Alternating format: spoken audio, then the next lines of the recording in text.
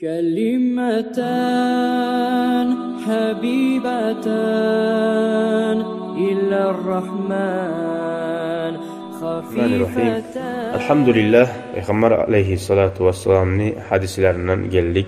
182. hadisga. Babun nasiha. Nasihat hakkında. Hali biz burada eşittiririz cumada nasihat deb. Yalnız cumadagi nasihat ata balaga bula, qardaşga bula, qonşuga bula, har musulmon odamga bula. İnnemal mu'minuna ihvah diye Allahu Teala. Müminler barida kardeşlerdir.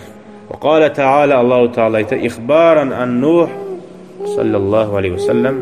Allahu Teala Nuh peygamberin habarlay ve ansahu lakum. Nuh peygamber de aytedi, men sizga nasihat etaman deb.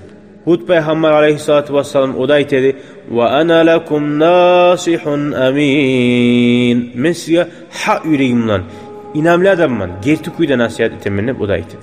Hali hadisler geleyik 182. Vel evvel an Abi Ruqayyah Tamim bin Aws ad-Dari radıyallahu anhu enne Nebiye sallallahu aleyhi ve sellem قال. Peygamber aytti de bayta ad-dinu an-nasiha. Dini biz nasihat bulan geliyor. Nasihatın haydır uymaga yara gazattı.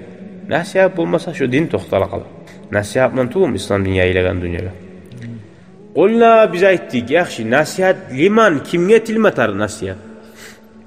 Qala lillahi ve li kitabihi ve li rasulihi ve li aimmatil muslimina ve ammatihim. Qurasan 1 2 3 4 5 6 adam nes geldi. 6 turlu tayfa adamga taraq. Birincisi Allah uchun. Allah'a nasihat etip olam neçidir? Allah'a degi zamanla Allah'a iman salmaga, halkni imanga çakırmak şu Allah'a getirilen nasihat. Allah'a taza kuyda ibadet ediyiz, daha zakka ortaç tutmayız. Son geldi Allah'ın kitabına dedi. Allah'ın kitabına nasihat ne çık bulan? Şoğar inanmak deyin bana. Şu Kur'an'la buyuran etmek. Şunu Kur'an'la okumak. Ona nasihat, Kur'an'a nasihatin seni yalnız cumadiye adetiye nasihat tut. Her kim Kur'an'a nasihati, Kur'an bilan amal etmek, Kur'an'ı okumak, Kur'an'ı araştırmamak. Yaxşı. Son gele Allah'ın elçisine. Ne çık Allah'ın elçisine? Ay şu gelen hadisler var çal biz okuyan. Şu barda hadislerge inanmak. Ozu peygamber deb inanmak. Şu Allah'a inanmak taraf imik, peygamberge inanmak. Peygamberin buyruklarını etmek, peygamberin sünnetini yürütmek o anlattı. Hali üçüncüsü Müslümanların imamlarına da etmetar nasihat dey. Bak, qadilaga, imamlaga, baş tutkan hakimmaga. Neçik nasihat etsin olaga? Bi i'anatihim alal haqqi gertizatga kömek etip. Ha şu aytsa, şolar kömek etip. Ve fi gayri masiyatin. Olaga daat etmek kaçan?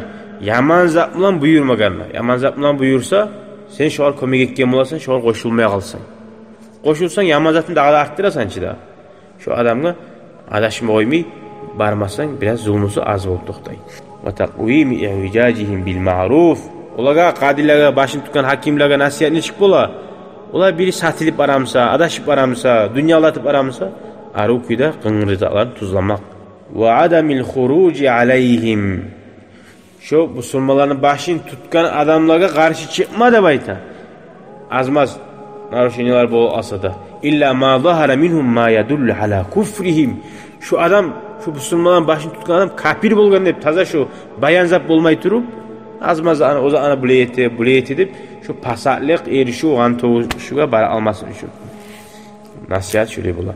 Ve li afradil muslimina ve cemaatim arttığı beşincisi de Müslümanların her Müslüman adamga yoluqqan, cemaatlaga, avul mecib barım yolda yoluqqanmı şolaga da bazardamsa da nasihat etmek. Şolani dinine de ahiretine paydalıcılığa tuzlamak. Yaxşılıktan buyurup yamallıktan geri olmak. Şu hadis ullu hadistir. Şoğar usali alimler aytken İslam dinini bar zaten kurşagan şu hadistir. Velhamdülillahi Rabbil alemin. Esselamu aleyküm ve rahmetullahi ve berekatuhu.